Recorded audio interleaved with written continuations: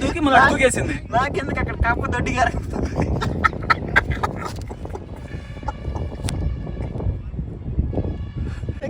కప్ప సముద్రంలో ఏం కాదు కప్ప. డాల్ఫిన్ ఏం చేసింది? దూకి అటు దూకింది. ఇక్కడ చెప్పేసింది ఊలాలా ఊలాలా.